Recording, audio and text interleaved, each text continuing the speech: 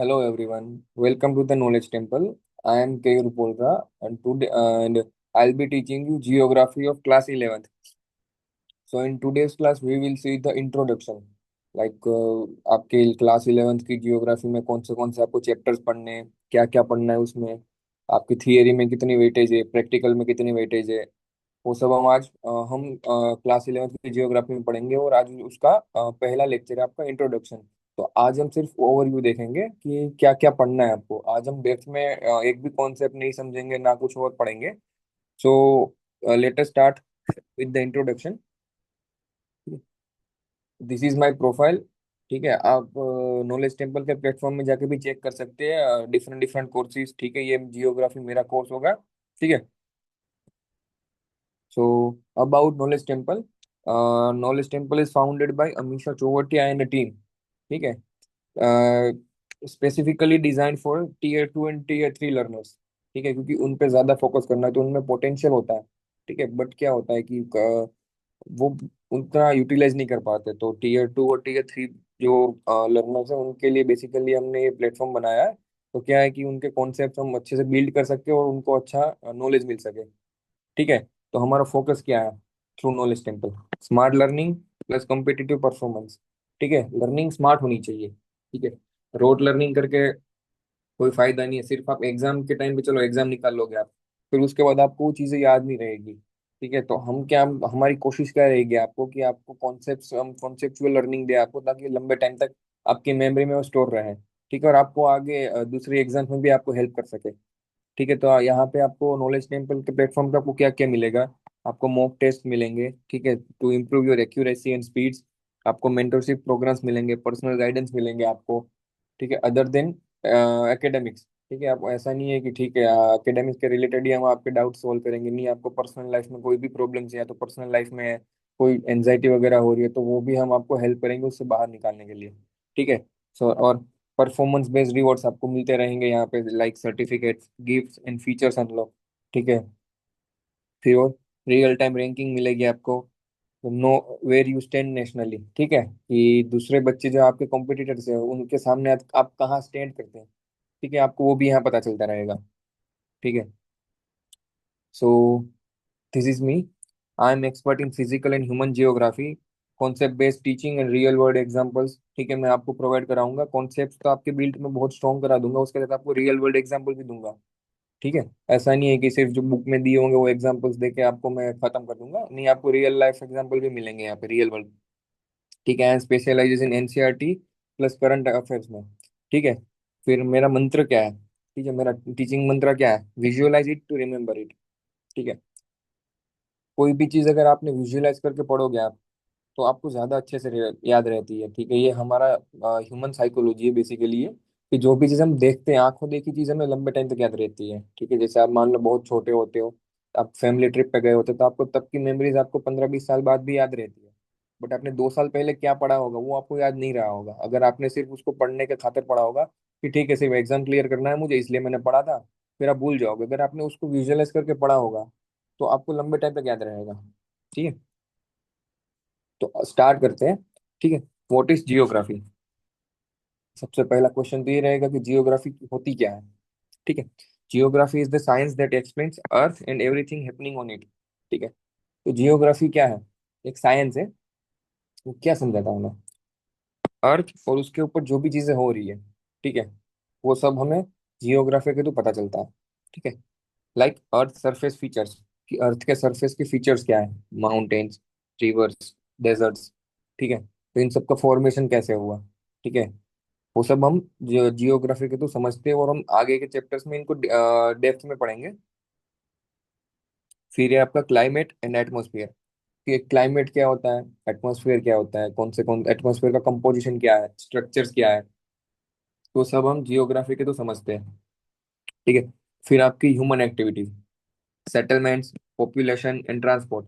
ठीक है, आपकी जो ह्यूमन एक्टिविटीज है कि ट्रांसपोर्ट वगैरह कैसे होता है, जो रोड्स वगैरह पे जो ट्रक्स वगैरह चलते हैं, ठीक है, तो वो सब कैसे हो पाता है वो सब हम देखेंगे।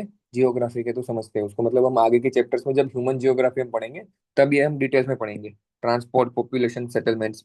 ठीक है, interactions between nature and human, कि ह्यूमन और नेचर के बीच में जो इंटरेक्शन होता है, ठीक है, वो भी जियोग्राफी को समझ आता है। ठीक है, it studies both where something is and why it changes over time. ठीक है, मतलब क्या है, ये हमें ये समझाता है, हमें हेल्प करता है स्टडी करने में कि कहाँ पे क्या चेंज हो रहा है और क्यों चेंज हो रहा है। ठीक है, this subject helps connect local knowledge to global patterns.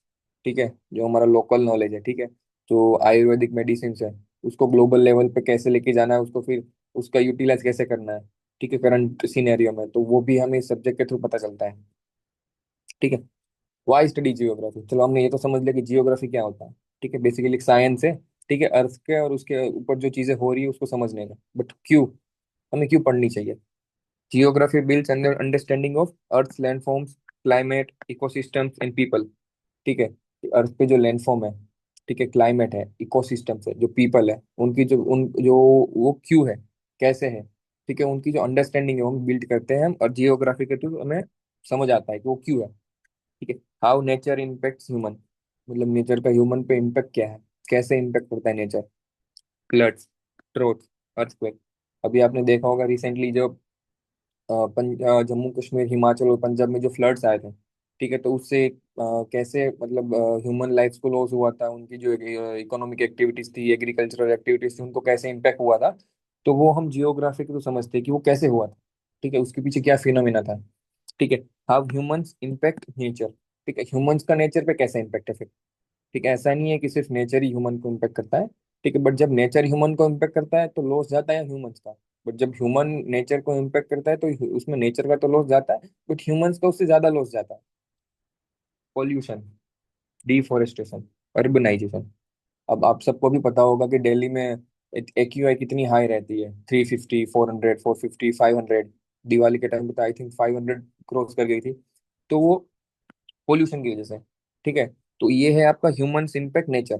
ठीक है, वो ह्यूमंस का इम्पैक्ट है, इतनी सारी गाड़ियां हो रही है, बहुत ज्यादा जो पोल्यूशन हो रहा है, ठीक है, स्मोक की वजह से। तो वो सब हो रहा है इसकी वजह से, तो इससे ह्यूमन हेल्थ पे इम्पैक्ट पड़ रहा है, ना कि नेचर के उस पे।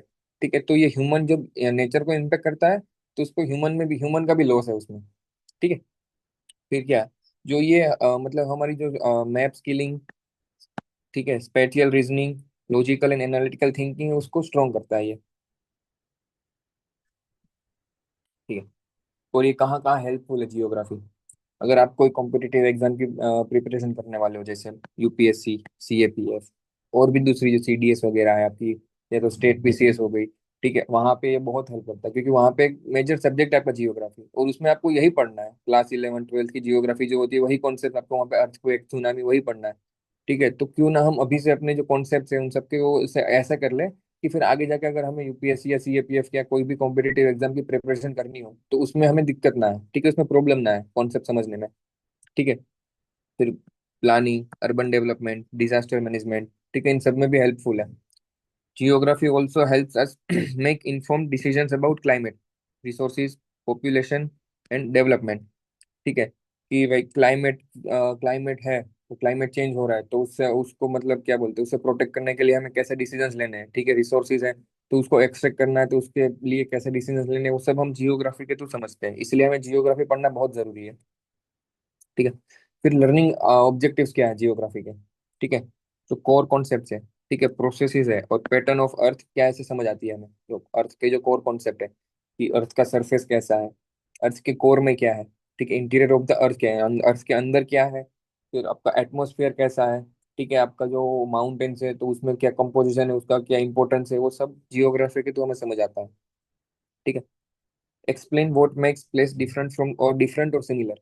ठीक है, जैसे आपके हिमालयन स्टेट्स है, जो हिमालयन सोइल है आपकी, वो डिफरेंट है आपकी सदर्न सोइल से। ठीक है, तो उसके पीछे क्या रीजन है।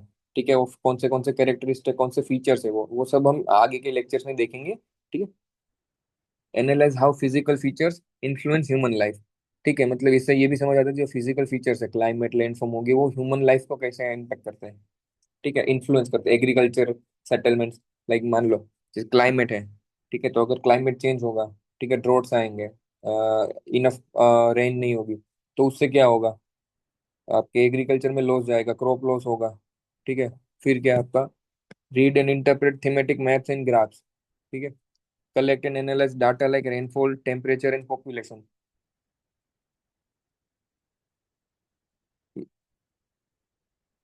also helps in apply concept to real life issues like pollution, land degradation, floods। तो इन सब से हमें कैसे कोप अप करना है वो भी हमें जियोग्राफी के थ्रू ही समझ आएगा। ठीक है। Build environmental sustain sensitivity and problem solving skills. Environment को एनवायरमेंट सेंसिटिव है तो उसको कितनी सेंसिटिविटी है, कहाँ पे कितनी ज्यादा सेंसिटिविटी सेंसिटिविटी है, तो वहां पे हमें उस हिसाब से पॉलिसीज हमें बनानी पड़ेगी। तो वो सब हम जियोग्राफी के तो समझते हैं। अब देखते हैं आपका सिलेबस। ठीक है कि सिलेबस क्या है आपका। देखो आपको जो फंडामेंटल्स ऑफ फिजिकल जियोग्राफी जो है आपकी, वो आपकी 35 मार्क्स की आएगी। ठीक है। इसमें क्या है, ये आपके अर्थ का जो नेचुरल सिस्टम है उसको एक्सप्लेन करता है, जो आप फंडामेंटल्स ऑफ फिजिकल जियोग्राफी है। ठीक है। फिर आपकी Indian physical environment, Indian physical geography. ठीक है। ये भी आपकी 35 मार्क्स की है। ठीक है। ये आप क्या समझाती है आपको, ये जो इंडिया के जो फिजिकल फीचर्स है ये समझाएगा आपको। ठीक है। आपको इसमें जो इंडियन फिजिकल एनवायरनमेंट है इसमें आप ये देखोगे कि इंडिया की फिजिकल जियोग्राफी कैसी है, उसका सोइल फॉर्मेशन कैसा है, उसका रिवर सिस्टम क्या है, वो सब आप देखोगे इसमें। फिर है आपका थर्ड है practical work in geography part 1। वो आपका 30 30 मार्क का रहेगा। ठीक है। इसमें आप mapping, measurements and interpretation skills आपकी इसमें क्या बोलते हैं चेक की जाएगी। ठीक है। फिर मैप, आपका मैप वर्क होगा, इसके साथ ही वो आपका वर्ल्ड प्लस इंडिया दोनों का जो मैप होगा वो आपका रहेगा। ठीक है। तो अब डिटेल में हम देखते हैं। तो आपकी जो पहली बुक है फंडामेंटल्स ऑफ फिजिकल जियोग्राफी। ठीक है। तो उसमें क्या हम देखते हैं। ठीक है। उसमें जो यूनिट 1 है आपका जियोग्राफी एज अ डिसिप्लिन, उसका चैप्टर 1 क्या है, जियोग्राफी एज अ डिसिप्लिन। ठीक है। तो बेसिकली इसमें जियोग्राफी क्या होता है। ठीक है। जियोग्राफी क्यों पढ़ना चाहिए, जियोग्राफी वर्ड कहाँ से आया। ठीक है। वो सब आपको चैप्टर 1 में आप देखोगे। जियोग्राफी एज ए डिसिप्लिन, यही चैप्टर का नाम है आपका, जियोग्राफी एज ए डिसिप्लिन। तो इसमें आप देखोगे कि कौन सी अप्रोचेस होती है जियोग्राफी को समझने के लिए, सिस्टमेटिक अप्रोच, रीजनल अप्रोच। वो नेक्स्ट लेक्चर में मैं जब आप नेक्स्ट लेक्चर जो आपका रहेगा यूनिट 1 का, उसमें आप देखोगे कि ठीक है ये सिस्टमेटिक अप्रोच क्या होती है, रीजनल अप्रोच क्या होती है। फिर ब्रांचेस कौन सी, कितनी ब्रांचेस है जियोग्राफी की, physical, human, bio geography, these are branches of geography. ठीक है। फिर यूनिट 2 इज अबाउट अर्थ। ठीक है। और उसमें आपका चैप्टर 2 क्या है, origin and evolution of the earth. ठीक है। In this chapter you will learn about early theories, how many there are so many early theories. ठीक है। Then modern theories, big bang theories.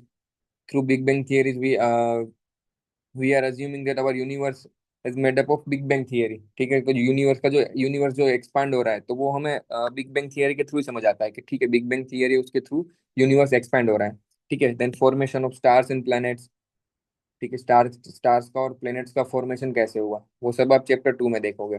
Evolution of the earth, earth का evolution कैसे हुआ, आपका lithosphere, atmosphere, hydrosphere, origin of life. ठीक है। तो ये स्टेप बाय स्टेप आप पढ़ोगे इसमें कि ठीक है सबसे पहले लिथोस्फियर, तो सरफेस का फॉर्मेशन कैसे हुआ, फिर उसके बाद एटमॉस्फियर। ठीक है कि एटमॉस्फियर कैसे फॉर्म हुआ। फिर आपका उसके बाद हाइड्रोस्फियर। ठीक है कि ओशियन कैसे क्रिएट हुआ। फिर है आपका ओरिजिन ऑफ लाइफ, कि लाइफ का ओरिजिन कैसे हुआ। फिर third chapter is about interior of the अर्थ। इसमें आप देखोगे कि अर्थ के इंटीरियर में क्या है। So there are two sources, one is direct and one is indirect sources, जिसके थ्रू हमें ये पता चलता है कि अर्थ के इंटीरियर में क्या है। ठीक है।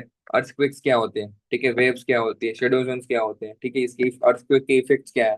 ठीक है। Then structure of the earth, earth का स्ट्रक्चर क्या है, क्या कंपोजिशन है अर्थ का। ठीक है।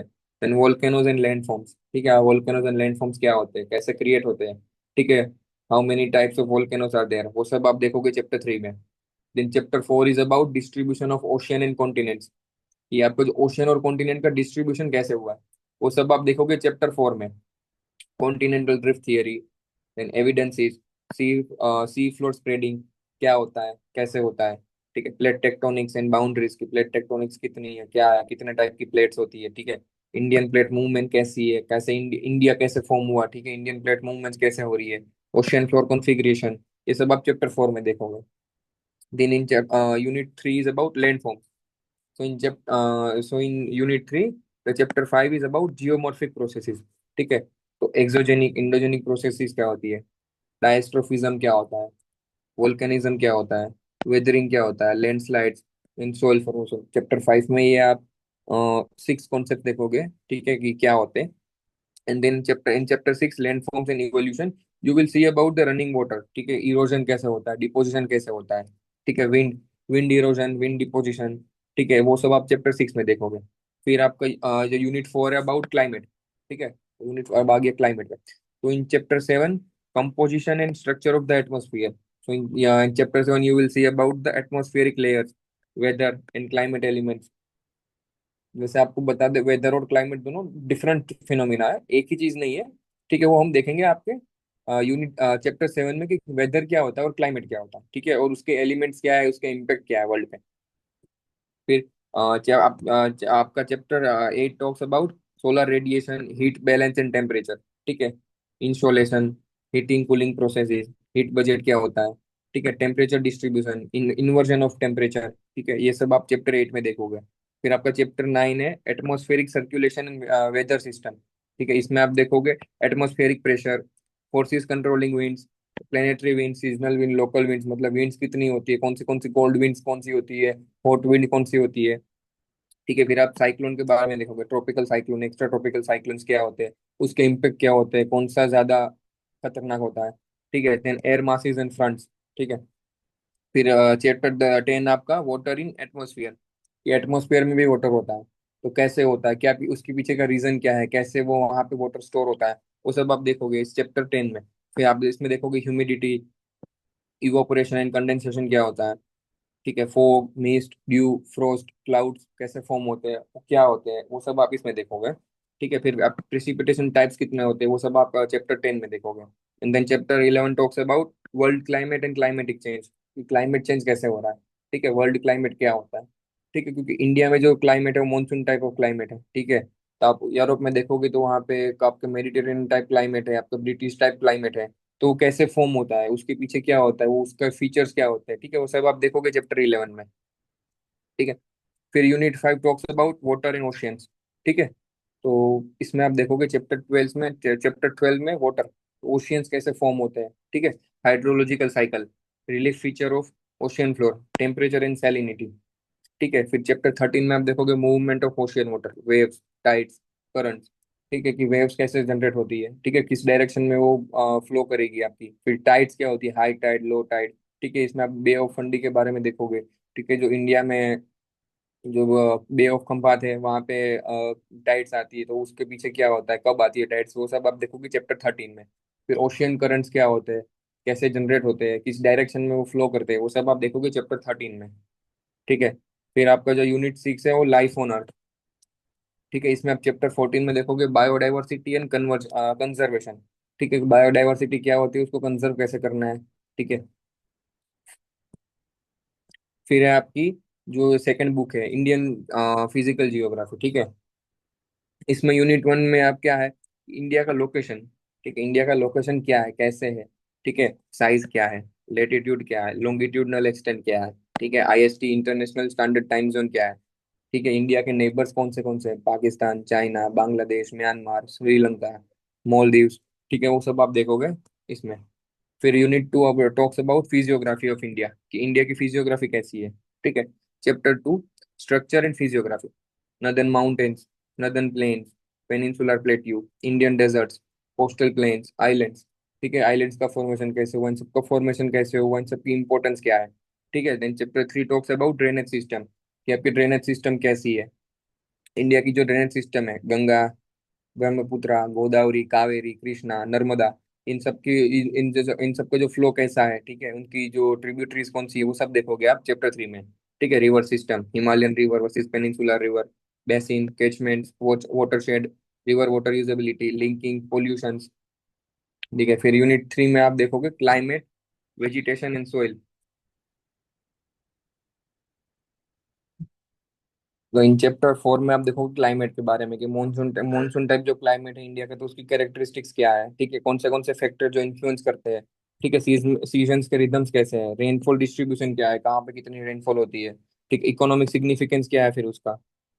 फिर चैप्टर 5 में आप देखोगे natural vegetation and wild life, ठीक है, कि वाइल्ड लाइफ क्या है, नेचुरल वेजिटेशन कैसा कहाँ पे है, हिमालय पे कैसा है, ठीक है, आपके पेनिनसुलर प्लेट्यू पे कैसा है, ठीक है। फिर फॉरेस्ट टाइप कौन से है, कंजर्वेशन क्या है, बायोडाइवर्सिटी रिजर्व क्या है। In unit 6 you will say about natural hazards and disasters, ठीक है, कि नेचुरल हजार्ड्स क्या होते हैं, डिजास्टर्स कैसे आते हैं, ठीक है। फिर आपकी ये प्रैक्टिकल बुक है, ठीक है, जो आपका 30 मार्क्स का रहने वाला है, ठीक है। तो इसमें आप देखोगे इंट्रोडक्शन ऑफ मैप, ठीक है, फिर मैप स्केल कैसे करना है, लेटीट्यूड क्या होता है, लॉन्गिट्यूड क्या होता है, टाइम जोन क्या होता है। ठीक है, फिर map projections, topographical maps, remote sensing. ये आपकी वर्ल्ड की मैप बुक है जिसमें आप continents, major oceans, lithospheric plates कैसी होती है, कौन सी होती है, ठीक है, कैसे मूव करती है। ठीक है, ring of fire, major deserts, ocean currents, sea की कौन से सी मतलब मेजर सीज कौन से हैं, ब्लैक सी, कैस्पियन सी, बाल्टिक, मेडिटेरेनियन सी। ठीक है, फिर आपका जो बे ऑफ फंडी होता है जहाँ पे सबसे मतलब लंबी टाइड्स आती है जो वर्ल्ड की, उसके बारे में आप पढ़ोगे। ठीक है, फिर जो इंडिया का मैप होगा आपका, उसमें आप देखोगे क्या बोलते हैं, लेटीट्यूड और लॉन्गिट्यूडनल एक्सटेंट क्या है इंडिया का। ठीक है, स्टैंडर्ड मेरिडियन टाइम जोन क्या है, ट्रॉपिक ऑफ कैंसर में क्या है, mountains, peaks, passes, plateaus, plains, islands, ये सब के बारे में आप इंडिया के मैप पर उसमें मैप में देखोगे। Rivers, lakes, gulf, forest type, national parks, wild life sanctuaries, ये सब आप देखोगे इंडियन मैप में। तो ऐसे ये आपका जो असेसमेंट है ऐसे है। थियरी आपका 30 मार्क्स का रहता है और प्रैक्टिकल आपका 30 मार्क्स, 70 मार्क्स का आपका थियरी रहता है और प्रैक्टिकल आपका 30 मार्क्स का है, इससे आपके 100 मार्क्स बनते हैं। ठीक है। अब इम्पोर्टेंस क्या है जियोग्राफी की रियल लाइफ में भी। क्लाइमेट स्टडी करना है तो जियोग्राफी स्टडी करना पड़ेगा, डिजास्टर मैनेजमेंट करना है तो जियोग्राफी जरूरी है, urban planning, geography is necessary, agriculture, geography is necessary, GIS, remote sensing, geography is necessary, resource management, geography is necessary, environmental conservation geography के बगैर नहीं हो पाएगा। ठीक है। So that's all from my side. So geography is the compass that guides our understanding of the earth and our place on it. ठीक है, तो जैसे आप सबको पता होगा जो कंपास होता है, तो वो जो राइट डायरेक्शन होती है वो गाइड करता है, कंपास के थ्रू आपको पता चलता है कि ठीक है राइट डायरेक्शन कौन सी है। ठीक है, किस डायरेक्शन में जाना है, तो बस वैसे ही जियोग्राफी एक कंपास है। ठीक है, अर्थ की अंडरस्टैंडिंग के बारे में और जहाँ पे हम रह रहे हैं उस प्लेस के बारे में अगर जानना है आपको तो वो जियोग्राफी के थ्रू हो पाएगा। ठीक है। So thank you for watching this lecture. If you like it please join us on knowledge temple platform where you will get advanced courses. So go and check it now. Thank you.